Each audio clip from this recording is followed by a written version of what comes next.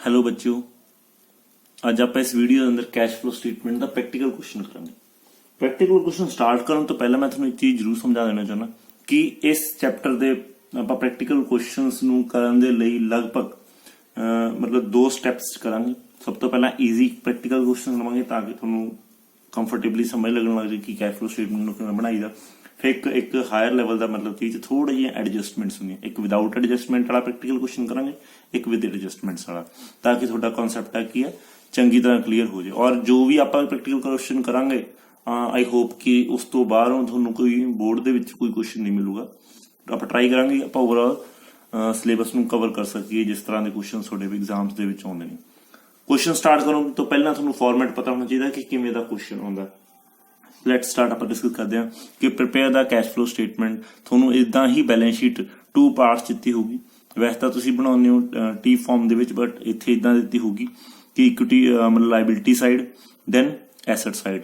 Liability side ਤੁਹਾਨੂੰ capital ਦਿੱਤੀ ਹੈ 2,10,000 ਦੀ, 1,80,000 ਦੀ, ਰਿਜ਼ਰਵ ਐਂਡ ਸਰਪਲਸ ਥੱਲੇ ਦੱਸਤਾ ਕਿ ਨੈਟ ਪ੍ਰੋਫਿਟ ਹੈ 1,32,000 ਤੇ 24,000। लॉन्ग टर्म बोरिंग्स दसदियाँ 50,000, 1,50,000। करंट एसेट्स लाइबिलिटी दसते 75,000, 27,000। दैन अगेन एसेट साइड दसती कि फिक्स एसेट्स इन्ने दे ने, जिहदे विच टेंजीबल एसेट्स दी बारे इन्फॉर्मेशन दी गई है। नैक्सट नॉन करंट इन्वेस्टमेंट दसती कि 48,000, 18,000। दैन करंट एसेट्स दसती कि इन्वेस्टमेंट नाल लिखता मार्केटेबल सिक्योरिटीज वाले ने 54,000, 60,000। इन्वेंटरी है सेम। ट्रेडिंग रिसीवेबल दिते मतलब डेटर्स का पार्ट आ जाते हैं। कैश दिता थोनू, सो थले की आ क्लोजिंग करके थोनू टोटल देता कि 5,67,000 रुपया मिल गया। हुण इहदे विच समझण वाली चीज की आ, पहली गल और इंपॉर्टेंट चीज जो मैं थोनू क्वेश्चन स्टार्ट करने तो पहला दस देवां कि कैश फ्लो स्टेटमेंट दे क्वेश्चनस इहो जिहे हुंदे ने बच्चे कि जिहदे अंदर थोनू क्वेश्चन स्टार्ट करन तो पहला ही पता हुंदा कि थोड़ा आंसर कितना। हुण तुसीं कहोगे भी ये किवें हो सकदा है बच्चे, यही एक चैप्टर है जिहदे विच तुहानूं कैश फ्लो स्टेटमेंट बनाउण दे विच पता लग जांदा कि थोड़ा आंसर कितना आउणा चाहीदा। और जे थोड़ा answer till and they which match कर गया दैट मीनस थोड़ा क्वेश्चन सही है। अदरवाइज तुहानूं जदी पता लग जाऊगा कि जे 6 मार्क्स का क्वेश्चन है थोड़े 6 मार्क्स गए और जो 4 मार्क्स का क्वेश्चन है तो 4 मार्क्स गए। सो आप स्टार्ट करने तो पहले थोड़ा ये दस दी कि तुसीं आंसर किवें देखना कि आंसर कित्थे पिया हुंदा भी जिहड़ा सर ने सानूं दसता। ध्यान नाल समझो बच्चे, आंसर हुण आंसर कित्थे आ? कैश। जे तुसीं फॉर्मेट समझा होवे तां जिहड़ा अपना लास्ट स्टैप सी कैश एंड कैश इक्विवेलेंट आपां उस चीज़ नूं पहचानना। उस तो पहला मैं थोड़ा जिहा दस देवां कि ईयर्स का बच्चे इस चैप्टर के भी ध्यान रखना कि किधरले पासे दिते 2012 2013। देखो पुट्ठा दिता 12 इधर होना चाहिए, 13 इधर होना चाहिए। सो तुसीं इस चीज़ को एनालाइज करना कि प्रीवियस ईयर ते करंट ईयर किहड़ा वा, ये दिमाग दे विच रखना। सो हुण मैं तुहानूं दस रहा कि अपना आंसर कित्थे है। चले जाओ जल्दी जल्दी करंट एसेट्स दे विच। करंट एसेट्स दे विच तुहानूं बच्चे तुसीं लभना की आ, इहदे विच कैश इक्विवेलेंट चीज़ां फाइंड आउट करनियां। मैं इत्थे लिख दिंदा कैश इक्विवेलेंट्स, कैश इक्विवेलेंट आपां 2 चीज़ां फाइंड आउट करनियां, कैश एंड कैश इक्विवेलेंट। ठीक है जी। और उहदे विच की फाइंड आउट करना कि थोड़ा ओपनिंग ते क्लोजिंग कितना। क्लीयर? ओपनिंग ते क्लोजिंग। हुण ओपनिंग कितना होगा? ओपनिंग किस चीज नूं कहने हो? जेड़ा कि बच्चे पिछले साल दा होया वो इस साल दा ओपनिंग होगा। मतलब ऑफ कोर्स मैं कह रहा भी 31 मार्च 2012 नूं देखो 2012 वाला वा, 2012 वाला बच्चे इत्थे लिख दिंदे आपां ईयर तुहानूं याद समझण लई। 2012 ईयर, 2013 ईयर। तां 31 मार्च 2012 नूं मेरा कैश कितना सीगा 9500। वो 9500 इस साल दा क्लोजिंग हो गया, बैलेंस शीट दी गल है ना। 9500 इस साल का बैलेंस शीट क्लोजिंग हो गया तो अगले साल का तो ओपनिंग हो गया। मतलब मैं कह रहा मान के चलो मेरे 10 पेंटा पईयां ते मार्च आ गई क्लोजिंग हो गया, स्टॉक हो गया। स्टॉक की एग्जांपल लैन लगे इत्थे जे हुण 10 पेंटा मेरे को 31 मार्च नूं पईयां सी तां जदों 1 अप्रैल आई तां 10 मार्च दी वो क्लोजिंग होगी, अगले साल दी वो ओपनिंग होगी। सेम इत्थे कैश लई कैश दा 2012 दे विच 9500 क्लोजिंग पिया सी ते 2013 दे विच की हो गया ओपनिंग। क्योंकि गल तां आपां करंट ईयर दी करनी, मैं इत्थे लिख देना कि गल की करनी है करंट ईयर दी। बच्चे ध्यान नाल समझण वाली गल मैं लिख लिया जी। ਮੇਰੇ ਕੋਲੇ ਕੈਸ਼ 9500 ਰੁਪਏ। ਕੈਸ਼ ਐਂਡ ਕੈਸ਼ ਇਕੁਇਲੈਂਟ, ਹੁਣ ਇਕੁਇਲੈਂਟ ਕੀ ਹੈ ਇੱਥੇ? ਇਨਵੈਂਟਰੀ ਤਾਂ ਹੈ ਨਹੀਂ, ਟ੍ਰੇਡ ਰਿਸੀਵੇਬਲ ਵੀ ਹੈ ਨਹੀਂ, ਇਨਵੈਸਟਮੈਂਟ ਆ, ਮਾਰਕੀਟ ਸਿਕਿਉਰਿਟੀਜ਼। ਜੇ ਤੁਸੀਂ ਲਾਸਟ ਵੀਡੀਓ ਨੂੰ ਧਿਆਨ ਨਾਲ ਸੁਣਿਆ ਸੋ ਉਹਨੂੰ ਪਲੱਸ ਕਰ ਦਿਓ 60000। ਕਲੀਅਰ? ਉਵੇਂ ਹੀ ਕਲੋਜ਼ਿੰਗ 2013 ਦੀ ਗੱਲ ਕਰਨੀ, ਮੈਂ ਇੱਥੇ ਲਿਖ ਰਿਹਾ 2013 ਦੀ ਗੱਲ ਕਰਨੀ ਹੈ ਸਿਰਫ। ਇਹ ਤਾਂ 2013 ਦਾ ਓਪਨਿੰਗ ਹੋ ਗਿਆ, 2013 ਦਾ ਕਲੋਜ਼ਿੰਗ ਤਾਂ ਸਾਨੂੰ ਦਿੱਤਾ ਹੀ ਹੋਇਆ। बैलेंस शीट आ, बैलेंस शीट क्लोजिंग शो कर दी होंगी है। सो ਇਹਦਾ 24000 की हो गया, क्लोजिंग हो गया। कैश प्लस कैश इक्विवेलेंट कितना हो गया 54000। सो ध्यान ਨਾਲ ਮੇਰੀ ਗੱਲ ਸਮਝਿਓ। ਹੁਣ ਇਹ ਕਿੰਨਾ ਆ ਜਾਊਗਾ ਬੱਚੇ? ਜੇ ਤੁਸੀਂ ਇਸ ਚੀਜ਼ ਨੂੰ ਕੀਤਾ ਹੋਊਗਾ ਤਾਂ ਇਹਦਾ ਟੋਟਲ ਕਰੋਗੇ ਤਾਂ ਇਹ ਆ ਜਾਊਗਾ 78000 ਐਂਡ ਇਹ ਆ ਜਾਊਗਾ ਬੱਚੇ ਤੁਹਾਡਾ 6950। ਹੁਣ ਦੇਖੋ मैं ਤੁਹਾਨੂੰ ਦੱਸ ਰਿਹਾ ਤੁਹਾਡਾ ਆਨਸਰ ਕਿੰਨਾ, ਕਿਵੇਂ ਪਹਿਚਾਨਣਾ ਤੁਹਾਡਾ ਆਨਸਰ ਕਿੰਨਾ ਬੱਚੇ। ਤੁਹਾਡਾ ਲਾਸਟ ਚ ਆਨਸਰ ਕਿੰਨਾ ਆਉਣਾ ਚਾਹੀਦਾ 78000। ਇਹ ਤੁਹਾਡਾ ਆਨਸਰ ਬਸ। ਜੋ ਕਲੋਜ਼ਿੰਗ ਹੁੰਦਾ ਕੈਸ਼ ਐਂਡ ਕੈਸ਼ ਇਕੁਇਵਲੈਂਟ ਦਾ ਉਹ ਤੁਹਾਡਾ ਆਨਸਰ ਹੁੰਦਾ। ਹੁਣ ਇਹ ਕਿਵੇਂ ਹੁੰਦਾ ਆਜੋ ਆਪਾਂ ਸਟਾਰਟ ਕਰਦੇ ਹਾਂ। ਸਭ ਤੋਂ ਪਹਿਲਾਂ ਬੱਚੇ ਇਸ ਚੀਜ਼ ਨੂੰ ਸਮਝਣਾ ਸਟਾਰਟ ਕਰੋ, ਕੁਐਸਚਨ ਨੂੰ ਸਮਝਣਾ ਸਟਾਰਟ ਕਰੋ ਕਿ ਦਿੱਤਾ ਕੀ ਗਿਆ। ਧਿਆਨ ਨਾਲ ਸਮਝੋ, ਹਜੇ ਵੀ ਆਪਾਂ ਕੁਐਸਚਨ ਨਹੀਂ ਸਟਾਰਟ ਕਰਨਾ, ਹਜੇ ਤਾਂ ਆਪਾਂ ਐਨਾਲਾਈਜ਼ ਕਰਨਾ, ਕੁਐਸਚਨ ਨੂੰ ਅਟੈਂਪਟ ਕਿਵੇਂ ਕੀਤਾ ਜਾਂਦਾ ਉਸ ਚੀਜ਼ ਨੂੰ ਦੇਖਣਾ, ਫਿਰ ਸਟਾਰਟ ਕਰਾਂਗੇ ਤਾਂ ਕਿ ਵਿਦਿਨ ਸੈਕਿੰਡਸ ਤੁਹਾਡਾ ਆ ਤਾਂ ਵਿਦਿਨ ਸੈਕਿੰਡਸ ਬਣ ਜਾਣਾ। ਸਮਝਣ ਦੀ ਗੱਲ ਆ। ਕੈਪੀਟਲ 2,10,000 1,80,000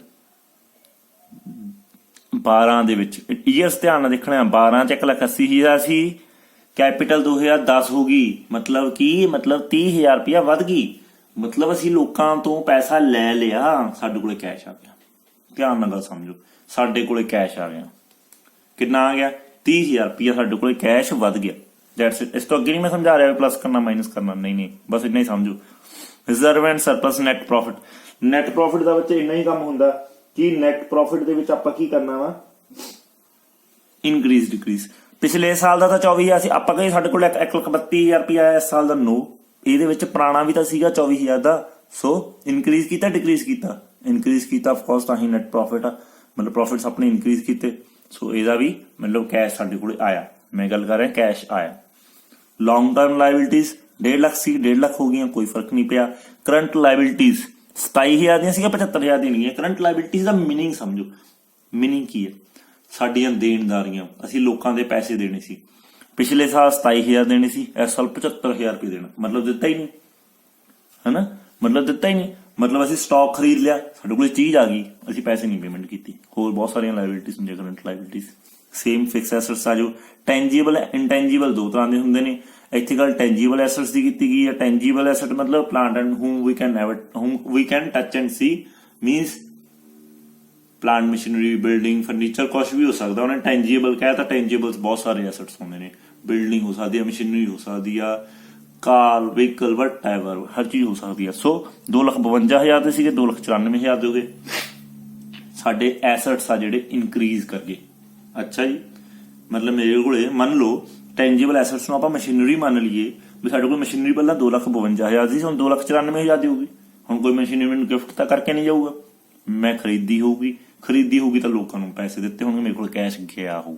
ਧਿਆਨ ਨਾਲ ਗੱਲ ਸਮਝ ਲੱਗੀ, ਮੇਰੇ ਕੋਲ ਕੈਸ਼ ਗਿਆ ਹੋਊਗਾ। Next non current investment. ਅੱਛਾ ਜੀ, ਮੈਂ ਕਿਤੇ ਇਨਵੈਸਟਮੈਂਟ ਕੀਤੀ, ਨॉन ਕਰੰਟ ਤਾਂ ਲਿਖਿਆ ਕਿਉਂਕਿ ਲੌਂਗ ਟਰਮ ਆ, ਆਪਾਂ ਇਨਵੈਸਟਮੈਂਟ ਕੀਤੀ।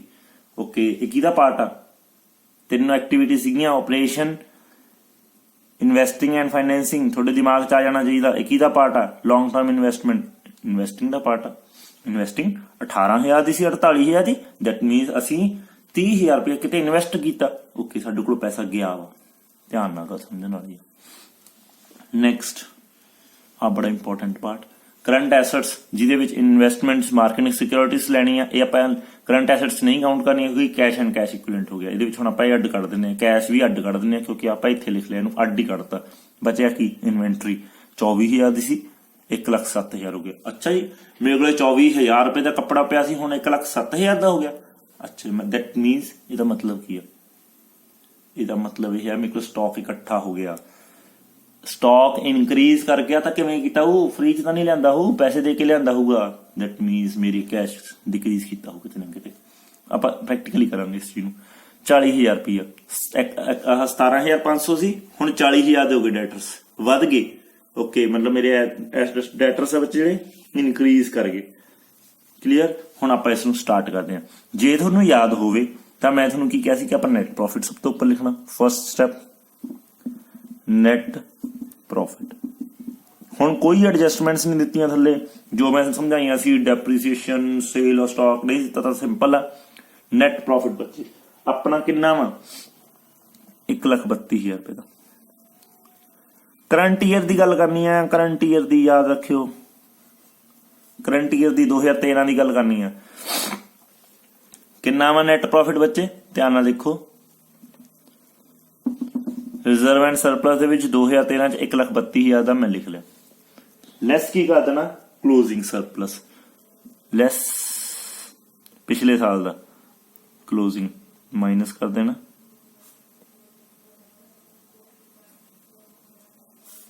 ਕਿੰਨਾ ਬੱਚੇ? 24,000 ਦਾ। ਧਿਆਨ ਨਾਲ ਦੇਖੋ, ਕੁਝ ਵੀ ਅਲੱਗ ਨਹੀਂ ਕਰ ਰਿਹਾ। ਇਨਕਰੀਜ਼ ਔਰ ਡਿਕਰੀਜ਼ ਹੀ ਲੈਣਾ, ਬਸ ਇਨਕਰੀਜ਼ ਡਿਕਰੀਜ਼ ਵੈਲਿਊ ਹੀ ਲੈਣੀ, ਆਪਾਂ ਕੁਝ ਵੀ ਇਹੋ ਜਿਹਾ ਨਹੀਂ ਲੈਣਾ। ਤੁਸੀਂ 1,08,000 ਰੁਪਏ ਇੱਥੇ ਲਿਖ ਦੇਣਾ। ਇਹ ਅਮਾਉਂਟਸ ਕਲੀਅਰ। ਮੇਰਾ ਨੈਟ ਪ੍ਰੋਫਿਟ ਕਿੰਨਾ ਆ ਗਿਆ, ਮਤਲਬ ਮੇਰਾ ਸਰਪਲਸ ਕਿੰਨਾ ਆ ਗਿਆ? 1,08,000 ਰੁਪਏ ਆ ਗਿਆ। ਕਲੀਅਰ। 1,08,000 ਰੁਪया ਨੈਟ ਪ੍ਰੋਫਿਟ ਆ ਗਿਆ। ਕੋਈ ਐਡਜਸਟਮੈਂਟ ਨਹੀਂ ਦਿੱਤੀ, ਮੇਰਾ ਫਸਟ ਸਟੈਪ ਖਤਮ। ਸੈਕਿੰਡ ਕੀ? ਸੈਕਿੰਡ ਸਟੈਪ ਕੀ ਹੁੰਦਾ? ਸੈਕਿੰਡ ਸਟੈਪ ਬੱਚੇ ਕੀ ਹੁੰਦਾ? Cash flow from operating activities. ਹੁਣ ਆਪਰੇਟਿੰਗ ਚ ਕੀ ਆਉਂਦਾ? ਜੇ ਤੁਸੀਂ ਵੀਡੀਓ ਨੂੰ ਧਿਆਨ ਨਾਲ ਸੁਣਿਆ ਤਾਂ ਆਪਰੇਟਿੰਗ ਚ ਆਉਂਦਾ ਬੱਚੇ ਕਰੰਟ ਐਸੈਟਸ ਤੇ ਕਰੰਟ ਲਾਇਬਿਲਿਟੀਜ਼। ਸੋ ਕਰੰਟ ਐਸੈਟਸ ਤੇ ਕਰੰਟ ਲਾਇਬਿਲਿਟੀਜ਼। ਕਰੰਟ ਲਾਇਬਿਲਿਟੀਜ਼ ਦੇਖੋ ਪਹਿਲਾਂ ਕਿੱਥੇ ਨੇ, ਆ ਰਹੀਆਂ। 27,000 ਦੀਆਂ ਸੀਗੀਆਂ, 75,000 ਦੀਆਂ ਹੋਣਗੀਆਂ। ਹੁਣ ਮੈਂ ਦੋਨੇ ਤਰੀਕੇ ਨਾਲ ਸਮਝਾਉਂਗਾ, ਤੁਸੀਂ ਜਿਹੜੇ ਮਰਜ਼ੀ ਤਰੀਕੇ ਨਾਲ ਲੈ ਲਿਓ। ਦੇਖਿਓ, ਮੈਂ ਤੁਹਾਨੂੰ ਇੱਕ ਇੱਥੇ ਬਣਾ ਦਿੰਦਾ। ਦੇਖੋ, ਇੱਕ ਤਾਂ ਸ਼ਾਰਟਕਟ ਤਰੀਕਾ ਸੀਗਾ ਕਰੰਟ ਐਸੈਟਸ ਕਰੰਟ ਲਾਇਬਿਲਿਟੀਜ਼, ਉੱਪਰ ਲਿਖ ਲਓ ਬੱਚੇ। ਇਹ ਉਹ ਤਰੀਕਾ ਜਿਹੜੇ ਬੱਚੇ ਭੁੱਲ ਜਾਂਦੇ ਨੇ ਵੀ ਕੀ ਹੋਊਗਾ, increase decrease, minus plus plus minus. ਇੱਕ ਤਾਂ ਆ ਤਰੀਕਾ। ਹੁਣ ਜੇ ਤਾਂ ਇਸ ਤਰੀਕੇ ਨਾਲ ਦੇਖੋਗੇ ਤਾਂ ਕਰੰਟ ਲਾਇਬਿਲਿਟੀ ਪੁਰਾਣੇ ਨਾਲ ਦੇਖਣਾ। 2012 ਤੋਂ 13 ਚ ਇਨਕਰੀਜ਼ ਕੀਤੀ ਕਿ ਡਿਕਰੀਜ਼ ਕੀਤੀ? ਇਨਕਰੀਜ਼ ਕੀਤੀ। 27,000 ਤੋਂ 75,000 ਹੋ ਗਈ। ਹੁਣ ਇੱਥੇ ਆ ਜਾਓ, ਕਰੰਟ ਲਾਇਬਿਲਿਟੀ ਇਨਕਰੀਜ਼ ਕਰ ਗਈ ਤਾਂ ਅਸੀਂ ਕੀ ਕਰ ਦੇਣੀ ਆ? ਪਲੱਸ। ਸਿੰਪਲ ਜੀ ਗੱਲ। ਅੱਛਾ, ਜੇ ਇਹਨੂੰ ਸਮਝ ਕੇ ਕਰਨਾ, ਦੇਖੋ ਸਮਝ ਕੇ ਕਰਨਾ, ਇੱਕ ਤਾਂ ਤਰੀਕਾ ਹੋ ਗਿਆ ਨਾ ਵੀ ਕਰੰਟ ਲਾਇਬਿਲਿਟੀ ਇਨਕਰੀਜ਼ ਕਰਕੇ ਅਸੀਂ ਪਲੱਸ ਕਰ ਦੇਣਾ। ਦੂਸਰਾ ਤਰੀਕਾ, ਜੇ ਤੁਸੀਂ ਇਹਨੂੰ ਸਮਝ ਕੇ ਕਰਨਾ, ਮੇਰੇ ਕੋਲੇ 27,000 ਰੁਪਏ ਲੋਕਾਂ ਦੇ ਨਾਲ ਖੜਾ ਸੀ, ਮੇਰੇ ਕੋਲੇ 75,000 ਰੁਪਏ ਹੋ ਗਿਆ ਦੇਣ ਵਾਲਾ, ਮੈਂ ਦਿੱਤਾ ਤਾਂ ਨਹੀਂ। ਸੋ ਜਿੰਨੀ ਲਾਇਬਿਲਿਟੀ ਇਨਕਰੀਜ਼ ਕੀਤੀ ਉਹਨੂੰ ਆਪਾਂ ਲਿਖ ਦੇਣਾ ਇੱਥੇ। ਸੋ ਇੱਥੇ ਕੀ ਲਿਖਣਾ? ਐਡ। ਦੇਖੋ ਮੈਂ ਤੁਹਾਨੂੰ ਦੱਸਿਆ ਕਿ ਆਪਾਂ ਪਲੱਸ ਕਰਨਾ, ਤਾਂ ਐਡ ਲਿਖ ਦਿਓ। ਐਡ ਇਨਕਰੀਜ਼ ਇਨ ਕਰੰਟ ਲਾਇਬਿਲਿਟੀ। ਦੇਖੋ ਦੋ ਹੀ ਗੱਲਾਂ। ਸੋ ਕਿਵੇਂ ਹੋਊਗਾ? ਇਹਦੇ ਵਿੱਚ ਹੈ ਕਿ ਕਰੰਟ ਲਾਇਬਿਲਿਟੀ ਆ, ਸੋ ਤੁਸੀਂ ਇੱਥੇ ਲਿਖ ਦਿਓ ਕਿ ਇਹ ਤੁਹਾਡਾ ਆ ਗਿਆ 75,000 ਰੁਪਏ ਚੋਂ ਮਾਈਨਸ ਕਰ ਦੋਗੇ 27,000 ਰੁਪਏ। ਕਲੀਅਰ ਬੱਚੇ?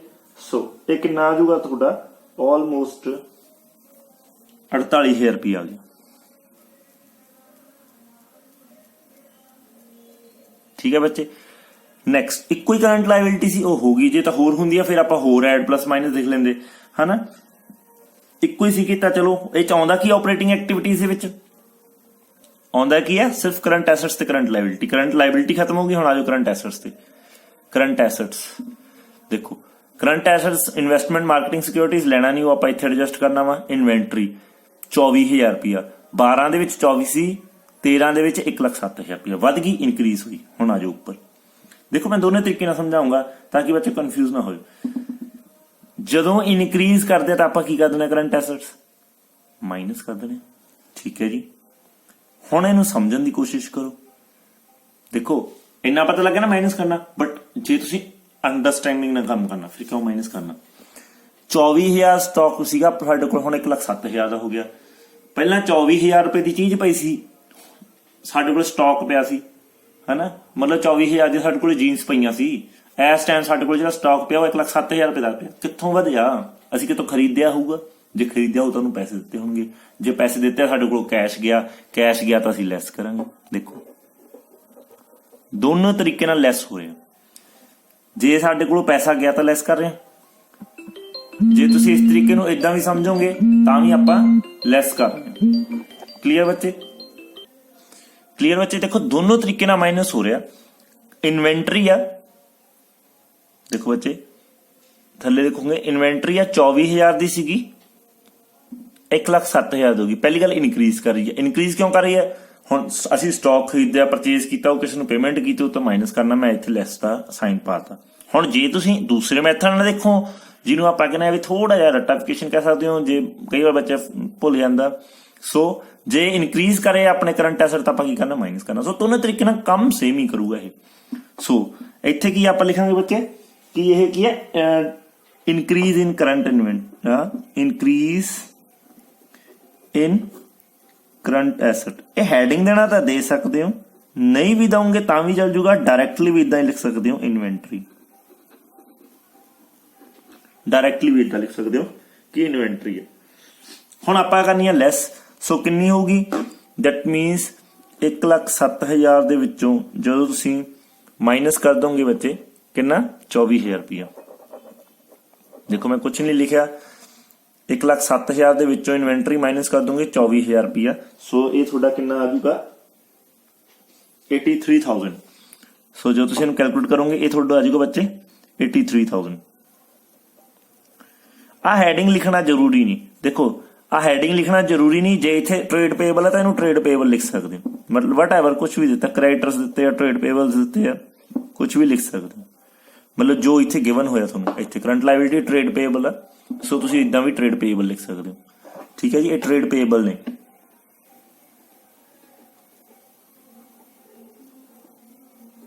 ਤੁਸੀਂ ਇਦਾਂ ਵੀ ਲਿਖ ਸਕਦੇ ਹੋ ਕਰੰਟ ਲਾਇਬਿਲਿਟੀ ਇੰਨੀ ਆ ਗਈ 48,000। ਸੋ ਇਨਵੈਂਟਰੀ ਲਿਖ ਕੇ ਵੀ ਲਿਖ ਸਕਦੇ ਆ। ਇੰਕਰੀਜ਼ ਡਿਕਰੀਜ਼ ਦੇ ਚੱਕਰ ਚਾਹੇ ਨਾ ਪਿਓ, ਕਨਫਿਊਜ਼ ਨਾ ਹੋਇਓ, ਬਸ ਅਮਾਊਂਟਸ ਚੱਕੋ ਲਿਖ ਦਿਓ, ਕੋਈ ਵੀ ਇਹਦਾ ਮਾਰਕਸ ਨਹੀਂ ਕੱਟਿਆ ਜਾਊਗਾ। ਇਨਵੈਂਟਰੀ ਹੈ, ਇਨਕਰੀਜ਼ ਕੀਤੀ, ਡਿਕਰੀਜ਼ ਕੀਤੀ, ਇੱਥੇ ਲਿਖਤੀ 83,000। ਪਤਾ ਹੀ ਹੈ ਕਿ ਲੈਸ ਕਰਨਾ। ਨੈਕਸਟ ਹੋਰ ਕੀ ਦਿੱਤਾ ਆਪਾਂ ਨੂੰ? ਟ੍ਰੇਡ ਪੇਬਲ 17,500 ਸੀ, 40,000 ਹੋ ਗਏ। ਅਫਕੋਰਸ ਕਰੰਟ ਐਸੈਟਸ ਕੀ ਨੇ? ਇਨਕਰੀਜ਼ ਕਰ ਗਏ। आज ऊपर देखिए करंट एसेट्स ने इनक्रीज कर गए। जे डिक्रीज किते होंदे फिर तो आप प्लस कर देंगे सी। हुण करंट एसेट्स ने इनक्रीज किते ने, माइनस करने। सो इसे इत्थे लिख देंगे, ये भी माइनस लैस। डायरेक्टली लिख दो की है जी ट्रेड रिसीवेबल। किन्ने? ट्रेड रिसीवेबल की अमाउंट देखो बच्चे थले 17,500 ते 40,000 रुपया। सो 40,000 माइनस 17,500। सो ये कितना आ जाऊगा बच्चे थोड़ा? ये अप्रोक्सीमेट थोड़ी वैल्यू आ जाएगी 22,500। सो 22,500। देखो माइनस माइनस वाले इकट्ठे कर दोगे है ना, एक हेड की बना लो माइनस माइनस वाले। सो इन्होंने थोड़ी टोटल अमाउंट आ जाएगी 72,000 रुपया। 72,000 रुपया अप्रोक्सीमेट आई थिंक 10,500 जो तुम सही इनू प्लस माइनस करोगे 10,550 रुपये। चलो मैं कट के लिख देना 105500। ये नैगेटिव है, ये तो आप माइनस करने माइनस की चो करने ये देखो ये हैडिंग की ऑपरेटिंग एक्टिविटीज इदा बना लो, कंफ्यूज नहीं होंगे। ऑपरेटिंग एक्टिविटी कुछ भी गड़बड़ नहीं गा, कोई गलत नहीं कर सकता, थोड़े अपने समझण लई है। टीचर ਨੂੰ ਤਾਂ ਕਨਸੈਪਟ ਕਲੀਅਰ ਹੋਣਾ ਚਾਹੀਦਾ ਵੀ ਤੁਹਾਡੇ ਪੇਪਰ ਦੇ ਵਿੱਚ ਜੋ ਤੁਸੀਂ ਬਣਾਇਆ ਉਹ ਡਿਫਾਈਨ ਹੋਣਾ ਚਾਹੀਦਾ। ਇੱਥੋਂ ਪਤਾ ਲੱਗ ਜਾਊਗਾ ਕਿ ਤੁਸੀਂ ਆਪਰੇਟਿੰਗ ਐਕਟੀਵਿਟੀ ਸਟਾਰਟ ਕਰਤੀਆਂ। ਆ ਇਨਕਰੀਜ਼ ਡਿਕਰੀਜ਼ ਲਿਖਤਾ। 48,000 ਆਪਾਂ ਐਡ ਕਰਨਾ। ਐਡ ਕਿਹਦੇ ਵਿੱਚ ਕਰਨਾ? ਅਸਲ ਦੇ ਵਿੱਚ ਦੋ ਤਰੀਕੇ ਨੂੰ ਐਡ ਕਰਨਾ ਆਪਾਂ ਇਹਦੇ ਵਿੱਚ, ਪਰ ਇਸੇ ਹੈਡ ਦੇ ਅੰਦਰ 10,000 1,05,000 ਮਾਈਨਸ ਵੀ ਕਰਨਾ। ਸੋ ਜੋ ਤੁਸੀਂ ਇਹਨੂੰ ਮਾਈਨਸ ਪਲੱਸ ਕਰੋਗੇ, ਸੋ ਤੁਸੀਂ ਇਹਦਾ ਵੈਲਿਊ ਕੈਲਕੂਲੇਟ ਕਰੋਗੇ ਤਾਂ ਕਿੰਨੀ ਆ ਜਾਊਗੀ? ਸੋ ਇਹ ਤੁਹਾਡੀ ਕਿੰਨੀ ਅਮਾਊਂਟ ਆ ਜਾਊਗੀ ਬੱਚੇ? देखो आ एक हैड है ना, ऑपरेटिंग एक्टिविटी चो तुहानू लॉस हो रहा क्योंकि थोड़े लैस वाले ज्यादा वध गए, एड वाले घट गए। सो ये थोड़ी वैल्यू कितनी आ जाएगी जो तुसीं इहनूं प्लस माइनस करोगे, ये एप्रोक्सीमेट थोड़ी वैल्यू आ जाएगी 57500। ये थोड़ा नैगेटिव लॉस आ रहा ऑपरेटिंग एक्टिविटीज का, तुसीं माइनस का साइन पा दोगे। हुण इस चीज नूं ध्यान नाल समझो कि नैट प्रॉफिट थोड़ा बनया सी 1,08,000 रुपया और ऑपरेटिंग एक्टिविटीज का थोड़ा आ गया लॉस। सो हुण कैश फ्रॉम ऑपरेटिंग एक्टिविटीज कितना आ जाऊगा, कैश फ्रॉम कैश फ्लो लिख सकते हो, cash flow from operating activities कितना बच गया बच्चे सारा थोड़ा, ਜਦੋਂ ਤੁਸੀਂ ਇਹਨੂੰ ਮਾਈਨਸ ਕਰ ਦੋ ਕਿਹਨੂੰ ਇਹਨੂੰ ਨੈਟ ਪ੍ਰੋਫਿਟ ਵਾਲੇ ਨੂੰ ਫਸਟ ਨੂੰ ਸੈਕਿੰਡ ਚੋਂ ਮਾਈਨਸ ਕਰ ਦੋਗੇ ਤਾਂ ਤੁਹਾਡਾ ਆ ਗਿਆ 50500। आई होप कि ਤੁਹਾਨੂੰ ਇਹ ਕਲੀਅਰ ਹੋ ਗਿਆ ਹੋਊਗਾ। ਕਲੀਅਰ ਬੱਚੇ। ਨੈਕਸਟ ਹੁਣ ਕੀ ਬਣਾਉਣਾ, ਹੁਣ ਬਣਾਉਣਾ ਆਪਾਂ ਆਪਰੇਟਿੰਗ ਇਨਵੈਸਟਿੰਗ ਐਕਟੀਵਿਟੀ। ਹੁਣ ਜੇ ਤੁਸੀਂ ਬੱਚੇ ਇਨਵੈਸਟਿੰਗ ਐਕਟੀਵਿਟੀ ਨੂੰ ਸਮਝੋ, ਜੇ ਤੁਹਾਡੇ ਦਿਮਾਗ 'ਚ ਆ ਰਿਹਾ ਹੋਵੇ, ਜੇ ਤੁਹਾਨੂੰ ਫਾਰਮੈਟ ਯਾਦ ਹੋਵੇ, ਇਨਵੈਸਟਿੰਗ 'ਚ ਆਪਾਂ ਕੀ ਲੈਣਾ, ਸਿਰਫ ਫਿਕਸ ਐਸੈਟਸ ਜਾਂ ਲੌਂਗ ਟਰਮ ਇਨਵੈਸਟਮੈਂਟਸ, ਦੋ ਹੀ ਗੱਲਾਂ ਲੈਣੀਆਂ, ਫਿਕਸ ਐਸੈਟਸ ਜਾਂ ਲੌਂਗ ਟਰਮ ਆਪਾਂ ਕੋਈ ਇਨਵੈਸਟਮੈਂਟ ਕੀਤੀ। ਚਲੋ ਲੱਭਣਾ ਸਟਾਰਟ ਕਰੋ। ਇਕੁਇਟੀ, ਸ਼ੇਅਰ ਕੈਪੀਟਲ, ਰਿਜ਼ਰਵਸ ਆ, ਲੌਂਗ ਟਰਮ ਬੋਰਿੰਗਸ ਨੇ, ਕਰੰਟ ਲਾਇਬਿਲਿਟੀ 'ਚ ਨਹੀਂ ਲੈਣੀ, ਕਰੰਟ ਲਾਇਬਿਲਿਟੀ ਵੀ ਨਹੀਂ ਲੈਣੀ, ਨॉन ਕਰੰਟ ਬੋਰਿੰਗਸ ਇਹ ਵੀ ਨਹੀਂ ਲੈਣੀ। ਇਹ ਕਿੱਥੇ ਜਾਂਦੇ ਹੁੰਦੇ, non current means long term investments ਨੇ, ਇਹਦੀ ਗੱਲ ਹੋ ਰਹੀ ਹੈ, ਮਤਲਬ ਲੌਂਗ ਟਰਮ ਆਪਾਂ ਕਿਸ ਤੋਂ ਪੈਸਾ ਲਿਆ ਨਾ। ਸੋ ਇੱਥੇ ਆਪਾਂ ਕੀ ਲੈਣੇ ਆ, ਫਿਕਸ ਐਸੈਟਸ। ਫਿਕਸ ਐਸੈਟਸ ਕੀ ਆ, ਟੈਂਜੀਬਲ ਐਸੈਟਸ ਤੇ non current investment. Of course current ਨਹੀਂ ਕੀਤਾ, ਇਨਵੈਸਟਮੈਂਟ ਆ, ਸੋ ਆਪਾਂ ਕਿੱਥੇ ਲਵਾਂਗੇ, ਇਹ ਇਨਵੈਸਟਿੰਗ ਐਕਟੀਵਿਟੀਜ਼ ਦੇ ਵਿੱਚ। ਚਲੋ ਹੁਣ ਇਹਨੂੰ ਵੀ ਚੈੱਕ ਕਰਦੇ ਆਪਾਂ, ਇਹਨੂੰ ਵੀ ਸਮਝਣ ਦੀ ਕੋਸ਼ਿਸ਼ ਕਰੋ। ਜੇ ਤੁਸੀਂ ਇਸ ਚੀਜ਼ ਨੂੰ ਧਿਆਨ ਨਾਲ ਸਮਝੋ ਤਾਂ ਆਪਾਂ ਇੱਥੇ ਲਿਖਦੇ ਹਾਂ, ਸਟਾਰਟ ਕਰਦੇ ਹਾਂ। ਸਭ ਤੋਂ ਬੱਚੇ ਜੇ ਥੋੜਾ ਇੰਨਾ ਆਪਰੇਟਿੰਗ ਐਕਟੀਵਿਟੀਜ਼ ਤੱਕ ਬੱਚੇ ਗਲਤੀ ਕਰਦੇ, ਉਸ ਤੋਂ ਗਲਤੀ ਦਾ ਕੋਈ, ਔਰ ਮਾਰਕਸ ਨੂੰ ਸਟੈਪ ਬਾय ਸਟੈਪ ਆ। ਜੇ ਤੁਹਾਡੇ ਆਪਰੇਟਿੰਗ ਐਕਟੀਵਿਟੀਜ਼ ਦੇ ਵਿੱਚ ਮਾਰਕਸ ਮਤਲਬ ਕੋਈ ਗੜਬੜ ਹੋ ਵੀ ਗਈ, ਗਲਤੀ ਨਾਲ ਰੱਬ ਨਾ ਕਰੇ, ਤਾਂ ਇਨਵੈਸਟਿੰਗ ਜੇ ਤੁਹਾਡਾ ਸਹੀ ਆ ਉਹਦੇ ਅਲੱਗ ਮਾਰਕਸ ਮਿਲਣਗੇ। ਇਹ ਡਿਵਾਈਡ ਹੁੰਦਾ, ਜੇ 6 ਮਾਰਕਸ ਆ, 2 ਮਾਰਕਸ ਆਪਰੇਟਿੰਗ ਦੇ, 2 ਮਾਰਕਸ ਇਨਵੈਸਟਿੰਗ ਦੇ, 2 ਮਾਰਕਸ ਫਾਈਨੈਂਸਿੰਗ ਦੇ। ਸੋ ਜਿਹੜੇ ਆਪਰੇਟ ਇਨਵੈਸਟਿੰਗ ਫਾਈਨੈਂਸਿੰਗ ਸਹੀ ਆ ਤਾਂ ਵੀ ਤੁਹਾਨੂੰ ਮਾਰਕਸ ਮਿਲਣਗੇ। ਹੋਪਫੁਲੀ ਆਪਣੇ 6 ਚੋਂ 6 ਚਾਹੀਦੇ, ਆਪਾਂ ਇਸ ਤਰੀਕੇ ਨਾਲ ਹੀ ਪ੍ਰਿਪੇਅਰ ਕਰਨਾ। ਨੈਕਸਟ ਬੱਚੇ, ਇਨਵੈਸਟਿੰਗ ਮੀਨਸ ਫਿਕਸ ਐਸੈਟਸ ਦੀ ਗੱਲ ਕਰਨੀ ਆ। ਫਿਕਸ ਐਸੈਟਸ ਮੀਨਸ ਕਿਹੜੇ ਕਿਹੜੇ ਦਿੱਤੇ ਆਪਾਂ ਨੂੰ, ਟੈਂਜੀਬਲ, ਸੈਕਿੰਡ ਇਨਵੈਸਟਮੈਂਟ। ਇਸ ਤੋਂ ਇਲਾਵਾ ਵੀ ਲੱਭ ਕੇ ਦੇਖੋ ਕਿ ਕੋਈ ਚੀਜ਼ ਇਹੋ ਜੀ ਬਈ ਆਪਾਂ ਕਿਤੋਂ ਆਪਾਂ ਨੂੰ ਕੋਈ ਐਸੈਟਸ ਵੇਚਿਆ ਤਾਂ ਨਹੀਂ, ਸੇਲ ਪ੍ਰੋਫਿਟ ਦੀ ਗੱਲ ਤਾਂ ਨਹੀਂ, ਕਿਉਂਕਿ ਨਹੀਂ ਗੀ ਅਸਲ ਦੇ ਵਿੱਚ ਇੱਥੇ ਐਡਜਸਟਮੈਂਟਸ ਨੇ। ਨੈਕਸਟ ਜਿਹੜਾ ਕੁਐਸਚਨ ਕਰਾਂਗੇ ਉਹ 'ਚ ਸੇਲ ਪ੍ਰੋਫਿਟ ਦੀ ਗੱਲ ਵੀ ਹੋਊਗੀ, ਡਿਵੀਡੈਂਡ ਇੰਟਰਸਟ ਦੀ ਗੱਲ ਵੀ ਹੋਊਗੀ, ਵੀ ਜਿਹੜਾ ਤੁਹਾਨੂੰ ਇਨਵੈਸਟਮੈਂਟ ਦੇ ਉੱਪਰ ਮਿਲੂਗਾ। ਸੋ ਕੋਈ ਆਪਾਂ ਇਹੋ ਜਿਹਾ ਕੁਐਸਚਨ ਸਟਾਰਟ ਕਰਾਂਗੇ ਜਿਸ ਨਾਲ ਤੁਹਾਨੂੰ ਕਲੀਅਰ ਹੋ ਜਾਊਗਾ। ਬਸ ਬੇਸਿਕਲੀ ਹੁਣ ਸੌਖਾ ਹੀ ਹੈ। ਸੋ ਆਪਾਂ ਦੇਖੋ 2,52,000 ਦੇ 2012 'ਚ ਸੀਗੇ ਐਸੈਟਸ, ਹੁਣ 2,94,000 ਹੋ ਗਏ ਜੀ। 2,94,000 ਦੇ ਹੋ ਗਏ, 252 ਦੇ ਸੀਗੇ, ਅਸੀਂ ਖਰੀਦੇ ਹੋਣਗੇ। ਮੰਨ ਲਓ ਟੈਂਜੀਬਲ ਦੀ ਇੱਥੇ ਗੱਲ ਕੀਤੀ ਹੈ ਮਸ਼ੀਨਰੀ ਦੀ, ਜਿਹੜੀ 2,52,000 ਦੀ ਸੀ ਹੁਣ 2,94,000 ਦੀ ਹੋਊਗੀ। ਅਸੀਂ ਮਸ਼ੀਨਰੀ ਖਰੀਦੀ, ਸਾਨੂੰ ਫਰੀ ਤਾਂ ਦਿੱਤੀ ਹੋ ਕਿਸੇ ਨੇ, ਅਸੀਂ ਉਹਨੂੰ ਪੇ ਆਊਟ ਕਰਕੇ ਆਏ ਹੋਵਾਂਗੇ। ਜਦੋਂ ਪੇ ਆਊਟ ਕਰਕੇ ਆਏ ਹੋਵਾਂਗੇ ਫਿਰ ਕੀ ਹੋਊਗਾ, ਅਸੀਂ ਤਾਂ ਜੀ ਇਹ ਲੈਸ ਕਰਾਂਗੇ, ਸਾਡੇ ਕੋਲ ਤਾਂ ਪੈਸਾ ਗਿਆ, ਅਸੀਂ ਲੈਸ ਦੀ ਹੈਡਿੰਗ ਪਾਤੀ, ਟੈਂਜੀਬਲ ਐਸੈਟ ਲੈਸ ਹੋਣਗੇ। ਅੱਛਾ ਕੀ ਇਨਵੈਸਟਮੈਂਟ, ਹੁਣ ਇਨਵੈਸਟਮੈਂਟ 18,000 ਦੀ ਸੀ, 48,000 ਦੇਊਗੀ। ਮੈਂ ਬੈਂਕ ਦੇ ਵਿੱਚ 18,000 ਜਮ੍ਹਾਂ ਕਰਾਇਆ ਹੋਇਆ ਸੀ, ਐਗਜ਼ਾਮਪਲ ਦੇ ਰਹੇ, ਹੁਣ 48,000 ਜਮ੍ਹਾਂ ਕਰਾਇਆ, ਮੈਂ ਕਿਤੇ ਪੈਸਾ ਇਨਵੈਸਟ ਕਰਾਇਆ। ਇਨਵੈਸਟ ਦਾ ਮਤਲਬ ਪੈਸੇ ਜਮ੍ਹਾਂ ਕਰਾਇਆ, ਮਤਲਬ ਮੇਰੇ ਕੋਲ ਤਾਂ ਪੈਸੇ ਗਏ ਨਾ, ਸੋ ਇਹ ਵੀ ਲੈਸ ਹੋ ਜਾਊਗਾ। ਕਿੰਨੇ ਗਏ ਉਹ ਹੁਣ ਮੈਂ ਡਾਇਰੈਕਟਲੀ ਲਿਖੂੰਗਾ ਇੱਥੇ, ਕਿੰਨੇ ਗਏ ਆਪਾਂ ਇੱਥੇ ਲਿਖਦੇ ਹਾਂ 2,52,000 ਚੋਂ ਮਾਈਨਸ ਕਰ ਦੋ 2,94,000 ਜਾਂ 2,94,000 ਚੋਂ ਮਾਈਨਸ ਕਰ ਦੋ 2,52,000। ਸੋ ਇਹ ਕਿੰਨਾ ਆ ਜਾਊਗਾ 42,000 ਰੁਪਇਆ। ਇਨਕਰੀਜ਼ ਡਿਕਰੀਜ਼ ਹੀ ਦੇਖਣਾ ਬੱਚੇ, ਗੱਲ ਯਾਦ ਰੱਖਿਓ। ਇਹਨਾਂ ਦੋਨਾਂ ਨੂੰ ਆਪਸ 'ਚ ਮਾਈਨਸ ਕਰ ਦੋ ਔਰ ਇਹਨਾਂ ਦੋਨਾਂ ਨੂੰ ਆਪਸ 'ਚ ਮਾਈਨਸ ਕਰ ਦੋਗੇ ਤਾਂ ਇਹ ਕਿੰਨਾ ਆ ਜਾਊਗਾ 30,000 ਰੁਪਇਆ। ਹੁਣ ਇਹ 30,000 ਹੈ ਕੀ, ਲੈਸ ਹੋਣਾ, ਸੋ ਬ੍ਰੈਕਟ 'ਚ ਪਾ ਦੋਗੇ ਨੈਗੇਟਿਵ ਆ। ਜੇ ਨੈਗੇਟਿਵ ਆ ਸੋ ਆਪਾਂ ਇੱਥੇ ਵੀ ਨੈਗੇਟਿਵ ਹੀ ਪਾ ਦਾਂਗੇ ਜੀ। 72,000 ਰੁਪਇਆ ਅਸੀਂ ਲੈਸ ਕਰਨਾ। ਕਿੰਨੇ ਚੋਂ ਲੈਸ ਕਰਨਾ, ਕਿੰਨੇ ਚੋਂ ਲੈਸ ਕਰਨਾ ਬੱਚੇ, 50,500 ਚੋਂ। ਸੋ 50,500 ਚੋਂ ਜੋ ਤੁਸੀਂ ਇਹਨੂੰ ਲੈਸ ਕਰੋਗੇ ਸੋ ਇਹ ਕਿੰਨਾ ਆ ਜਾਊਗਾ ਬੱਚੇ, ਇਸ ਚੀਜ਼ ਨੂੰ ਸਮਝੋ। ਜਦੋਂ 50,500 ਚੋਂ ਇਸ ਚੀਜ਼ ਨੂੰ ਲੈਸ ਕਰੋਗੇ ਤਾਂ ਇਹ ਤੁਹਾਡਾ ਨੈਗੇਟਿਵ ਆਊਗਾ। ਕੈਲਕੂਲੇਟ ਕਰਕੇ ਦੇਖੋ।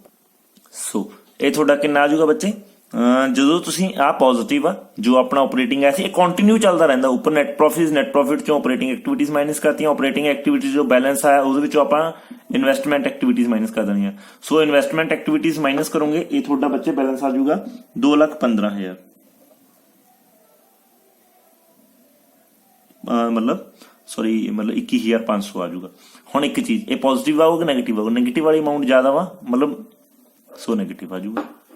ਹੁਣ ਇਹ ਕੀ ਆ ਗਿਆ ਬੱਚੇ, ਕੈਸ਼ ਫਰੋਮ ਕਿਹੜੀ ਐਕਟੀਵਿਟੀਜ਼, ਇਨਵੈਸਟਿੰਗ ਐਕਟੀਵਿਟੀਜ਼।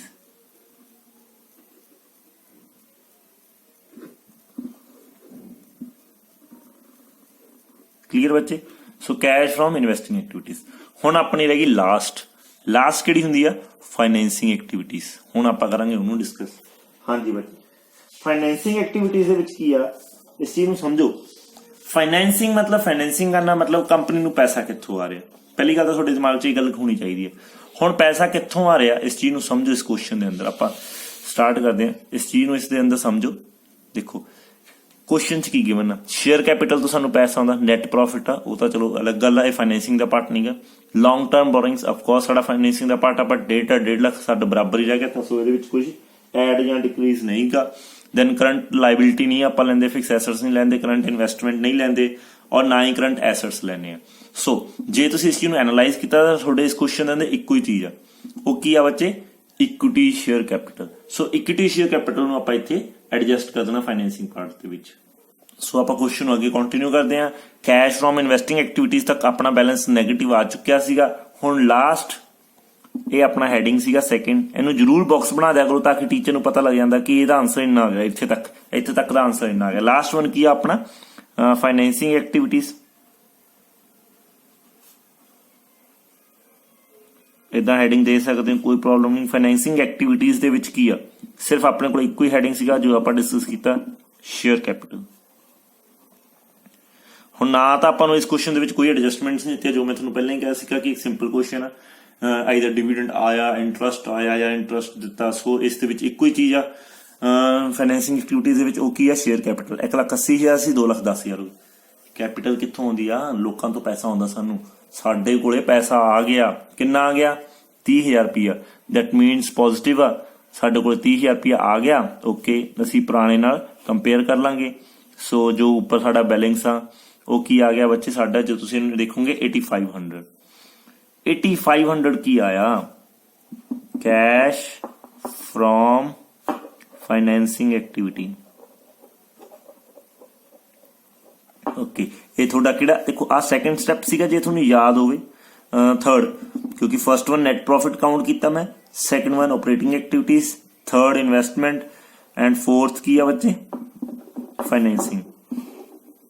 ਵੈਸੇ ਤਾਂ ਤਿੰਨ ਹੀ ਹੁੰਦੇ ਨੇ ਐਕਟੀਵਿਟੀਜ਼ ਨੂੰ ਲਾ ਕੇ, ਮੈਂ ਨੈਟ ਪ੍ਰੋਫਿਟ ਨੂੰ ਇਨਕਲੂਡ ਕਰਦਾ ਕਿਉਂਕਿ ਆਪਾਂ ਉਹਦੇ ਵਿੱਚ ਵੀ ਡੈਪਰੀਸੀਏਸ਼ਨ ਜਾਂ ਡਿਵੀਡੈਂਡ ਨੂੰ ਐਡ ਪਲੱਸ ਕਰਦੇ ਹਾਂ, ਜੋ ਮੈਂ ਤੁਹਾਨੂੰ ਲਾਸਟ ਵੀਡੀਓ ਦੇ ਵਿੱਚ ਦੱਸਿਆ ਥਿਓਰੀਟੀਕਲ ਸਬਜੈਕਟ ਵਿੱਚ, ਔਰ ਨੈਕਸਟ ਵੀਡੀਓ 'ਚ ਵੀ ਦੱਸਾਂਗੇ ਜੋ ਐਡਜਸਟਮੈਂਟਸ ਆਉਣਗੀਆਂ।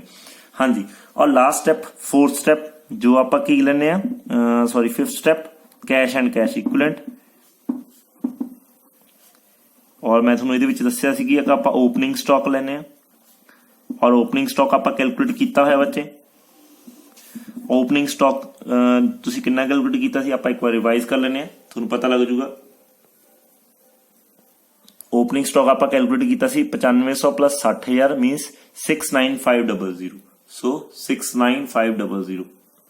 ਸੋ ਓਪਨਿੰਗ ਸਟਾਕ ਕਿੰਨਾ, 69500। ਇਹਨੂੰ ਦੁਬਾਰਾ ਵੀ ਲਿਖ ਸਕਦੇ ਹੋ, ਅਸਲ ਦੇ ਵਿੱਚ ਇਹ ਕੈਸ਼ ਪਲੱਸ ਕੈਸ਼ ਇਕੁਇਵਲੈਂਟ ਦਾ ਲੈਣੇ ਹੁੰਦੇ ਆਪਾਂ, ਔਰ ਕੈਸ਼ ਦਾ ਓਪਨਿੰਗ ਬੈਲੈਂਸ ਮੀਨਸ ਜੋ 2012 ਦਾ ਕਲੋਜ਼ਿੰਗ ਹੋ ਜਾਊਗਾ ਉਹ 2013 ਦਾ ਓਪਨਿੰਗ ਹੋ ਜਾਊਗਾ।